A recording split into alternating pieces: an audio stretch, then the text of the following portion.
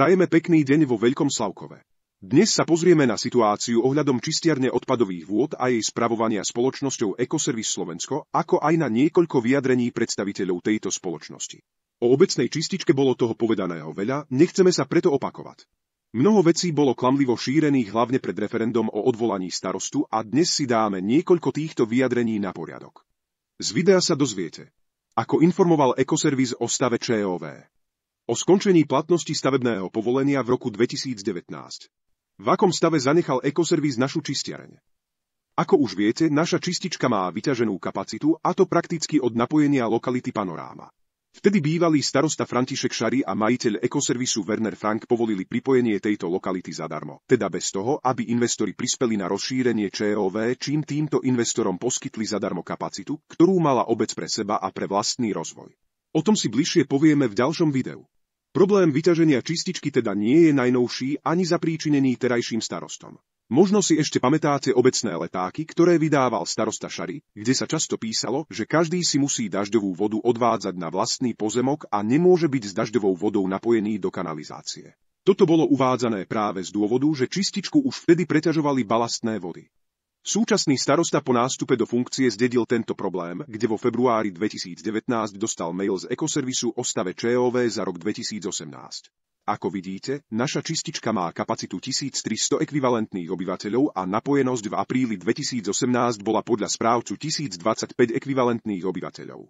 V e-mailovej správe od Ecoservisu sa ďalej uvádza: ČOV je po stránke hydraulickej vyťažená aj z dôvodu prítoku balastných vôd. Po stránke látkového zaťaženia je tam ešte rezerva na napojenie zvyšného počtu obyvateľov v obci.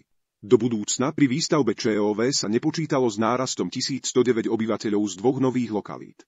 Podpísaný F. Werner Frank.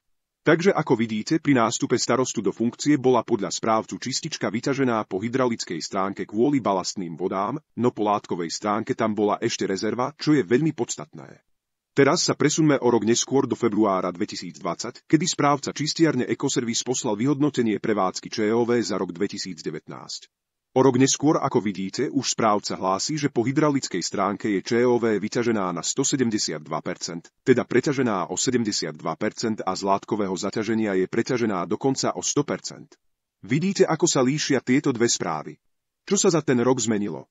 V roku 2019 sa na čističku nepripojila žiadna nová ulica, iba axopár domov. Tak ako je možné, že vo februári 2019 píše správca Werner Frank starostovi, že z látkového zaťaženia je tam ešte rezerva a o rok neskôr bez ďalšieho napojenia správca udáva, že je dokonca preťažená o 100%. Na odpoveď musíte vziať do úvahy vtedajšiu situáciu v obci, pretože nedošlo k zmenám v kanalizácii, ale v politickom dianí. Táto správa bola vydaná v prvej polovici februára 2020, teda v čase, keď už predseda petičného výboru na odvolanie starostu Ladislav Josko zaregistroval petičné hárky a poslanci požiadali o zvolanie obecného zastupiteľstva, aby vyhlásili referendum o odvolaní starostu, ktoré chceli uskutočniť 29. februára 2020, aby sa konalo spolu s parlamentnými voľbami. A takáto správa od správcu ČOV by istotne prišla vhod 2 týždne pred referendum tým, ktorí sa snažili starostu odvolať a obviniť ho zo stavu ČOV, ktorý, ako je evidentné, nespôsobil sám, ale prebral ho po minulom vedení. Lenže čo sa stalo? Starosta prešiel cez rozum poslancom a tí už nestihli vyhlásiť referendum na 29.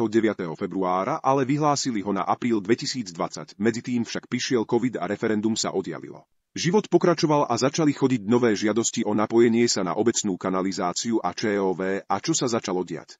Na prekvapenie všetkých Ecoservice naďalej vydával kladné rozhodnutia k týmto žiadostiam k napojeniu na kanalizáciu a čističku. A to aj napriek tomu, že vo svojej správe z februára 2020 uviedli, že kvôli preťaženiu nie je možné na kanalizáciu a ČOV napojiť a dať súhlas na napájanie ďalších producentov odpadových vôd až do doby rozšírenia jej kapacity. Obec musela následne po dobu niekoľkých mesiacov viackrát žiadať správcu, aby stiahol tieto rozhodnutia alebo stiahol túto správu. No, ten dlho odmietal oboje, až po niekoľkých mesiacoch zmenil svoje kladné rozhodnutia k napojeniu na záporné. Vyberáme zo pár vyjadrení predstaviteľov Ecoservisu o informovaní starostu obce. Komentuje Frank Werner. Pán starosta, keď nastúpil do úradu dňa 10. decembra 2018, bol podrobne informovaný o kapacitných možnostiach a stave ČOV. Okrem toho prevádzkovateľ Ecoservice vás niekoľkokrát písomne informoval o stave na ČOV, posielal návrhy a riešenia tejto krízovej situácie, ktorú ste vy osobne s nami prejednával. Takže ako vidíte, správca informoval obec, že balastné vody preťažujú obecnú čističku, kde balastné vody sú problémom viacerých čističiek na okolí. Ale to, že ČOV má byť preťažená o 100% po látkovej stránke obci prvýkrát správca oznámil 2 týždne pred plánovaným referendum o odvolaní starostu. Náhoda. Toto je to informovanie od Ekoservisu, kde sa snažia prezentovať pred verejnosťou, že starosta bol podrobne informovaný o stave ČOV. V roku 2019 napísali, že je tam ešte rezerva a v roku 2020 je to preťažené dvojnásobne. Urobte si vlastný názor na túto správu a vyjadrenia Ekoservisu a jeho predstaviteľov, že starosta bol podrobne informovaný o stave ČOV. K skončeniu platnosti stavebného povolenia v roku 2019 uvádzame nasledovné. Toto stavebné povolenie vydané v roku 2013 vychádzalo z projektovej dokumentácie od Ekoservisu, ktoré predstavovalo membránové čistenie odpadových vôd, o ktoré nemal nikto z investorov záujem. Takto sa investori vyjadrili na rokovaniach na jar 2019, kde nechceli rozširovať ČOV membránovou technológiou, ale konvenčnou technológiou čistenia. Ak Ekoservis chcel mal s obcov, keď ju viedol pán Šari, dostatok času, aby ČOV rozšírili týmto spôsobom, no za 5 rokov od vydania stavebného povolenia sa v tejto veci neurobilo nič, ani sa na tento účel neodkladali finančné prostriedky. Dané stavebné povolenie bolo na projekt, o ktorý nemala záujem ani obec, ani investori, iba Ekoservis, pre ktorý bol tento projekt šitý na mieru. Aj v zápise z rokovania s investormi z marca 2019 je, že investori ako najreálnejšiu alternatívu považujú úpravu súčasnej čistiarne a nie daný projekt Ekoservisu. O tom, že o tento projekt nebol záujem, potvrdzuje aj e-mail od Petra Franka z apríla 2019, kde sám písal, že treba, aby investori dodali definitívne čísla odpadových vôd za svoje lokality, kde sa následne urobí nová projektová dokumentácia a vydá sa nové stavebné povolenie na nový projekt. Teda sám navrhoval nový projekt a nie ten, ktorým sa už 2 roky oháňa. Takže v roku 2019 skončila platnosť stavebného povolenia na projekt, o ktorý okrem Ekoservisu nemal nikto záujem. Dodnes sa však oháňajú týmto projektom, hoci vedia, že nové riešenie si vyžaduje nové stavebné povolenie. Ďalej sa pozrime na vyjadrenie Petra Franka, že obec mala prevádzkovateľa ČOV a kanalizáciu, ktorý všetku svoju činnosť vykonával zadarmo v rámci spolupráce a podpory obce.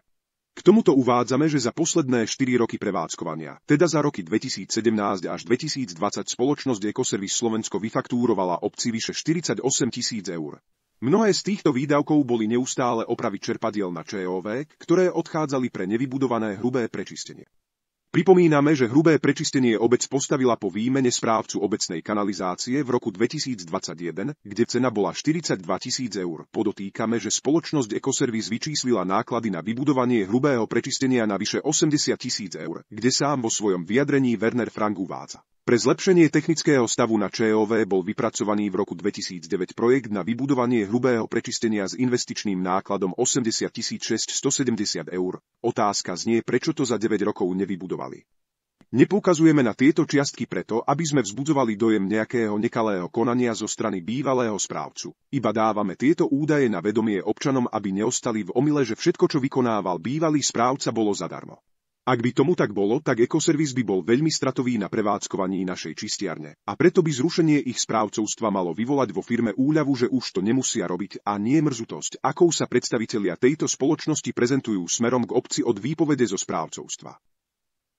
Na vykreslenie správania sa majiteľa Ekoservisu Wernera Franka uvádzame príklad, keď pred referendum napísal vyhlásenie pre média, ktorom všetko hádže na starostu a ktoré tiež nechal zverejniť vo facebookovej skupine anonymom 3 dni pred jeho konaním. V nedeľu na obed, deň po referende, keď už bolo jasné, že dopadlo jednoznačne v prospech starostu, tak pán Frank poslal toto svoje vyjadrenie aj starostovi s textom, že nechce, aby to mal len z médií. Evidentne si chcel zachovať svoju tvár, čo sa mu svojím spôsobom aj podarilo, pretože toto konanie patrične vystihuje spôsoby Wernera Franka.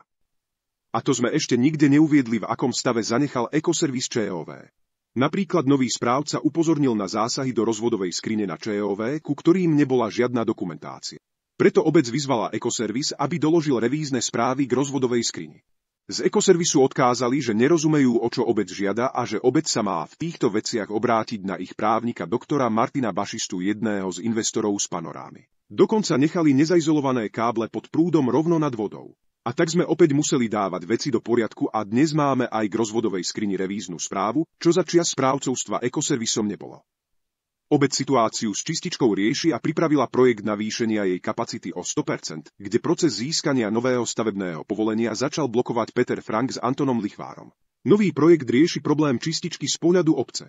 Tieto útoky od Petra Franka začali potom, čo projekt spracovala iná firma ako Ekoservis. A teraz Ekoservis pretláča do obecného zastupiteľstva svojho zamestnanca Ľudovíta Šoltésa.